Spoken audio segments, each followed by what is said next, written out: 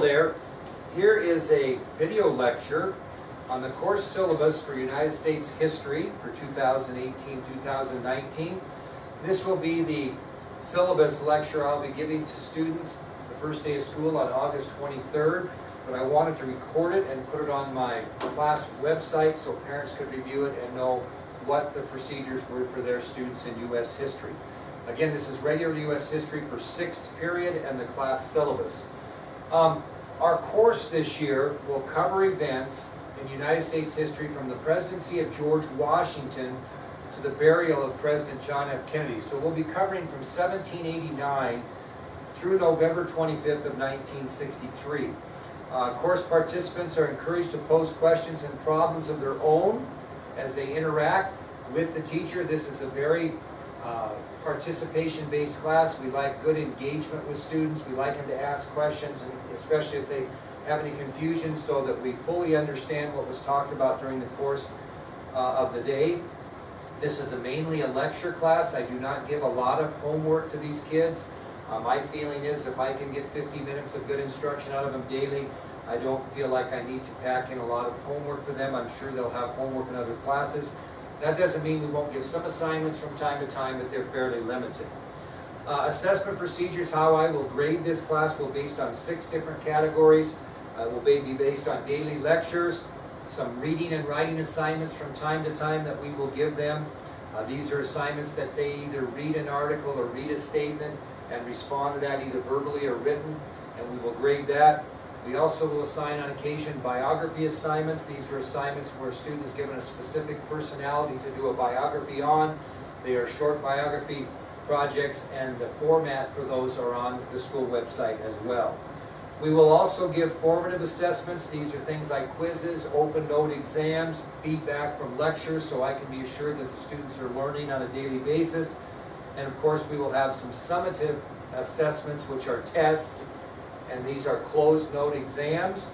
And then we will also grade on classroom participation, which I will get to a little bit later. I will be supplying each of the students free of charge a 3-ring binder that I would like them to use for this class only.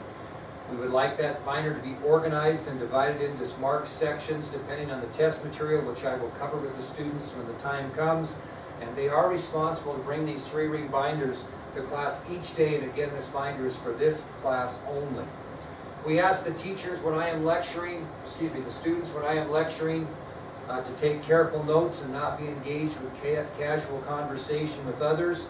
We do want them to participate when I ask them questions and interact in the class, but I do not want them engaging casually while I'm lecturing. Also, we do not want them to work on other assignments for other classes during classroom instruction and or video presentation unless I have a little extra time to allow them to do that, which would not happen very often. I just simply want to get their attention for 50 minutes daily without giving them a lot of homework and making sure they learn U.S. history daily rather than have them take things home to work on as well.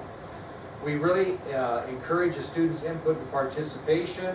When I am not directly lecturing, I will be asking each of the students daily questions about the lecture, and we will be giving them exam reviews during the course of the year to help me better have a better knowledge of whether they are learning.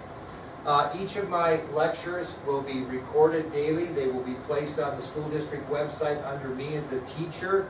Students can view the lectures daily from that website beginning at 4 p.m. nightly. That's not only for the kids that maybe miss the lectures because they're gone from school, but maybe a student that wants to review what was done during the course of the day, especially if maybe they didn't quite understand a concept.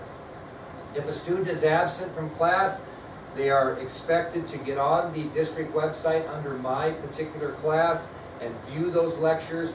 They are to stay caught up while they're gone. In other words, when they come back, we do not give them extra days to get things done because the instruction is provided for them via video. We would expect students to participate fully upon return from class, right where we are after their absence. We also will be giving test reviews. These are very important days in which we review what's going to be on the test the next day. These test reviews are important so students know what to expect on the test. They are considered a perk. We will not video record those, If a student misses a test review, they would be required to get that information from another student and be prepared for the test the next day. If you hear that we're going to have a test review, it would be very important that your child would be in class on that day. Again, as I mentioned, we'll be giving a few reading and writing assignments during the course of the semester. Not a lot, but some to keep them engaged with both reading and writing. We also will be giving some biography assignments in which a specific personality will be assigned, such as maybe Franklin Roosevelt, to the student, and they will be required to write a paper on that person. Again, that format is very specifically outlined on the district website under My Classroom Instruction as well. We also will be giving summative assessments, as I mentioned. Those are always done in the Commons area. Those are tests. It's highly encouraged that students are in attendance the day of a scheduled examination. If they miss a scheduled examination, they will take an alternative examination the day they return to school. Any student that is going to be gone for an extracurricular activity on the day of the exam is expected to take that exam prior to departure. Due dates, I want to talk about that a little bit. Late, unacceptable papers. I do not, again, give a lot of homework to the students, so when I do give an assignment, I expect it to be turned in on time. All assignments are due by 3:30 the day they are, the deadline given. So if an assignment is due Wednesday, it's not due during class time, although the student could turn it in, it's due at the end of the day. So we give them the full day to get that thing in. If they do not turn that assignment in by the appropriate due date and time, we give them one school day to turn it in at a reduced rate of 50%. In other words, any assignment that's turned in within one school day after the due date would be graded at 50%. If they don't turn it in within one day, they simply would be given a 0. And again, that's because I don't give a lot of homework and I expect them to get it in on time. We also grade on class participation. This is important to me. We expect kids to attend class regularly and participate. If a student is going to miss class for any reason, we would like them to give me prior notice if possible. If they know they're going to be gone for a day or two for some reason, it's easier if they let me know so they can make arrangements to secure any of the information they would be missing during the days they're gone. If it's an unexpected absence, again, they will be responsible to get on the class website and find out what the lecture was for the day or the review or whatever we did during that day that they were gone. Again, we expect kids to be in class. I can teach them much better if they are here, and so if they are here, we will get along a lot better. Students will have the opportunity to earn 5 participation points daily during the course of the semester. For example, our first full week of school is 5 days. We'll have 5 points a day. That week will be worth 25 points for participation. They all start the week with the participation points, and to keep them, this is what they need to do. They need to arrive to class on time. Tardiness is not acceptable in my class. The kids need to be here on time, and if they do not arrive to class on time, then they lose their participation points for the day. We also expect kids to participate in classroom discussions and take organized notes from the lecture. If they fully participate like we would expect them to do daily, they would get their points. If they do not participate as we would expect them to participate, then they would not receive their points. We also want students to bring all materials required to class daily. That would include their 3-ring binder, a pen or pencil, and then loose leaf paper. In other words, paper that's not in a spiral notebook, but is loose with the 3 holes in it so they can put it in their 3-ring binder. We want them to bring those every single day. If they forget required materials and have to go to their locker or don't have the required materials, they would lose their participation points for the day. Students who miss school for school-sponsored activities will be given their participation points for the days missed. Students who are absent from class verified from the office as excused will not receive participation points. If you're not here, you will not receive your participation points other than school-sponsored activities. However, at the end of the semester, if a student is within 1% of the next semester grade, in other words, let's say they have an 89% and they need a 90% for an A, then I will allow them to come in during what I call my student makeup day and complete some extra assignments to raise their grade to the next grade. That would be the same if a student had a 69% and needed is 7. So again, participation points can be made up if necessary if the student is within 1% of the next semester grade. Frankly, if a student has an 85%, they are not going to be able to make up enough participation points to get to a 90. There's no sense in me giving them extra work to make up those days unless it's needed at the end of the semester to get the next grade. So keep that in mind. Class participation and attendance is very, very important to be successful in United States history. Everybody has classroom rules. I'd rather call them procedures. They don't have near the punitive connotation to them, but I have some general classroom procedures that I would like kids to understand and follow. We talked about one already. I want kids to be to class on time. Tardiness is a disruption to all students, so please make sure your child is on time when class starts. Now, if a student needs to go to the restroom, I would ask them to come and talk to me as they report to class, go to the restroom. I'd rather have them be a little late after checking in with me than leaving in the middle of the class period. Also, I'd like kids, as I mentioned, to bring all proper materials to class, pen and or pencil paper, the 3-ring binder. If they need to go to the locker to get any of their materials, they would not get their participation points for the day. So we really, really want them to be prepared. Cell phones. Cell phones is kind of a big deal. I'm kind of an old cager. I'm not a big cell phone person. I don't see any purpose in having cell phones in class. And so what we allow and don't allow is as follows. Students are not allowed to access their cell phones during my classroom lectures. When they get into class, they can either put their cell phones in the pouches that were provided for them to store, or I have got a little techie, and I have charging stations in which they can come in, plug in their phones, so they have a nice new battery when they leave class, and leave them in the charging stations that are secure in the back of the room.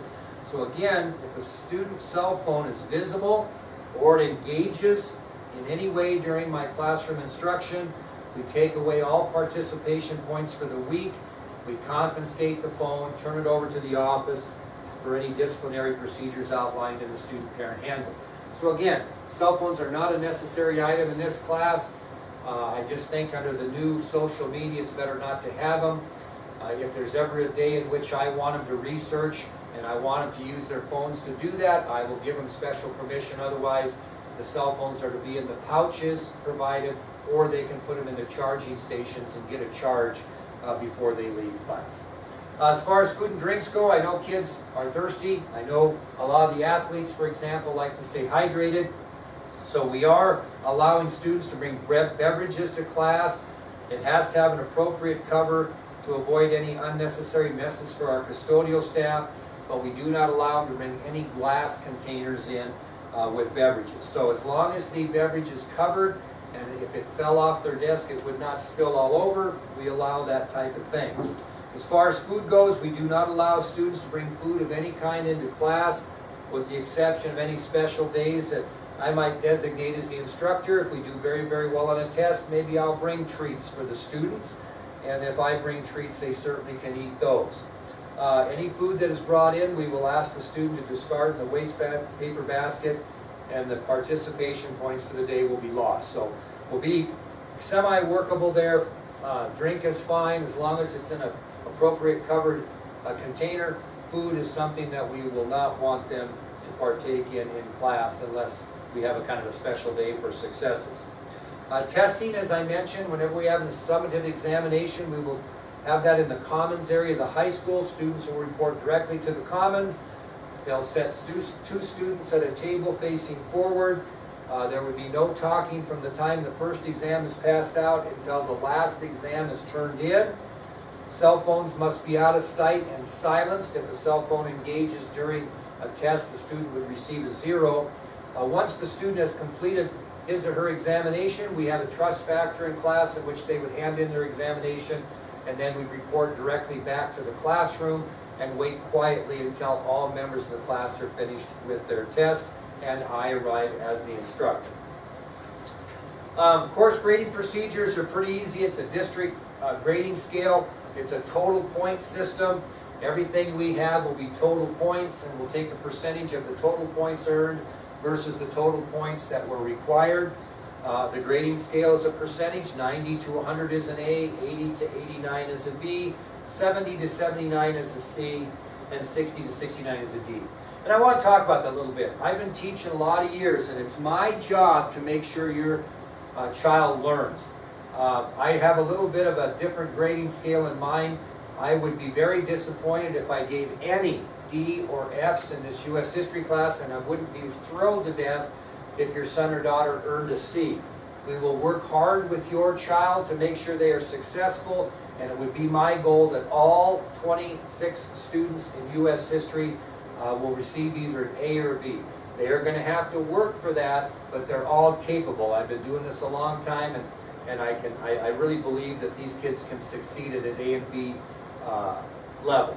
Now, if they earn a C, D, or F, they will certainly get it, but in my opinion, they will have to work harder to get a D or an F than they would to get an A, B, or C. But my goal is to get every student in this class, all 26, at the A or B level. It will take some work on both of our parts. Your child will need to come to class on a consistent basis and pay attention and be engaged during class, and I think it'll work out. Like I say, this will be my 39th year in education this year, and I've had good success in working with students of all different levels in getting good grades, so that would be my goal. Finally, I'd like to end with this. I think communication is the key to any endeavor to be successful, and we will emphasize this in the course. All students will have access to my cell number, which is 307-431-4849. We would expect those kids to communicate with me when needed. This communication is not just limited to class time or hours of the school day. If your child has a question about a test question that's going to be tomorrow, I have no problem with them texting me or calling me and asking for clarification. Matter of fact, I encourage them to communicate with me anytime, the day or night, about issues inside the classroom. A text or phone call can go a long way to prevent any miscommunication on any assignments, reviews, or examinations. I want them to remember, and you to remember as parents, that no question is foolish and no issue should go unanswered. So I am available for you and your child if you have any questions whatsoever about United States history and expectations or what is going on in class. I really look forward to teaching your child. I have a tremendous passion for United States history, and I have a tremendous passion for passing it on to kids, and even those kids that maybe have not had success as far as history goes in the past. I believe history is telling a story that is interesting, and if you tell a good story and the kids are interested, they will engage and do well. Again, I'm looking forward to teaching your child. If you ever have any questions whatsoever about what's going on, feel free to call me at school, call me on my cell phone, and we'll communicate to do the best we can for your child to learn as much as they can about United States history. Appreciate your time. Again, if you have any questions, let me know.